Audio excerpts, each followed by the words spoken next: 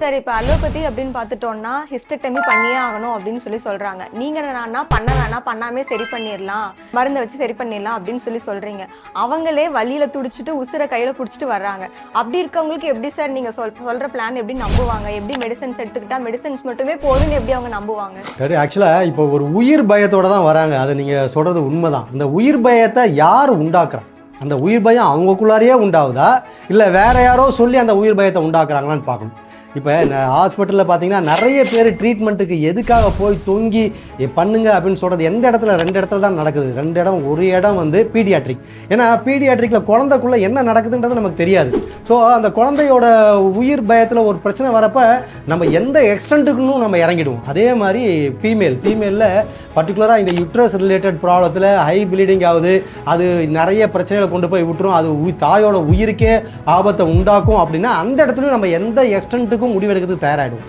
சரி, அது ஒரு உண்மையான உயிர் பயம் இல்லை அப்படின்றத நம்ம முதல்ல புரிஞ்சுக்கணும். ஏன் புரிஞ்சுக்கணும்னா, நான் தான் சொன்னேன் இல்லையா, 1 லட்சம் பேருக்கு யுட்ரஸ் சம்பந்தமான பிரச்சனைகள் இருந்ததுன்னா அது கேன்சராக மாறுறதுக்கு ஒரு 3லேருந்து 4 பேருக்கு தான் வாய்ப்பு இருக்குது. ஸோ அதிகப்படியான பேஷண்ட்டுக்கு அது கேன்சராக ஆகிறதுக்கான வாய்ப்புகள் இல்லை அப்படின்ற ஒரு நம்பிக்கை அவங்களுக்கு கொடுக்கணும். அப்புறமேட்டு ஃபஸ்ட்டு அவங்கள மென்டலி காம் பண்ணணும். மென்டலி காம் பண்ணிவிட்டு அவங்களுக்கு நம்ம கொடுக்க வேண்டிய மருந்துகளை கொஞ்சம் கொஞ்சமாக கொடுத்து அவங்க ப்ளீடிங்கை கொஞ்சம் கொஞ்சமாக கண்ட்ரோல் பண்ணி ஒரு 1 வீக் ஸ்டெபிலைஸ் பண்ணணும். ஸ்டெபிலைஸ் பண்ண பிறகு அதுக்கப்புறம் கொஞ்சம் கொஞ்சமாக அவங்கள கம்ப்ளீட் ரெகுலேட் பண்ணணும். அவங்களுக்குள்ளார வாக்கிங்கை இன்ட்ரடியூஸ் பண்ணணும், யோகாவை இன்ட்ரடியூஸ் பண்ணணும், அவங்க எடுத்துக்கிற ஃபுட்டு மெத்தட்ஸ் எல்லாத்தையும் மாற்றணும். இதெல்லாம் மாற்றி அவங்கள கம்ப்ளீட்டாக ரெகுலேட் பண்ணோன்னா வித்தின் எ மந்த்துக்குள்ளார யுட்ரஸ் எடுக்க வேண்டான்ற ஒரு கண்டிஷனுக்கு அவங்களே வந்துடுவாங்க.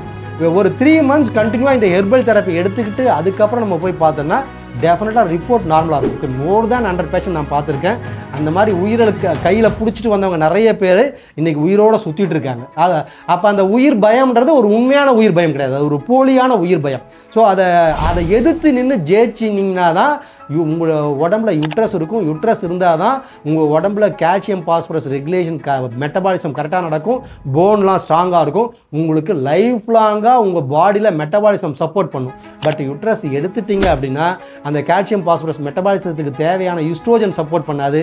லைஃப் லாங்காக உங்கள் உடம்புல ஏதாவது சின்ன சின்ன பிரச்சனைகள் வந்துகிட்டே இருக்கும். ஸோ லைஃப் லாங்காக வரக்கூடிய பிரச்சனைகளை நீங்கள் தடுக்கணும் அப்படின்னா இப்போ ஸ்ட்ராங்கான டிசிஷன் யுட்ரஸை எடுக்க வேணான்ற முடிவை நீங்கள் எடுத்தே ஆகும்.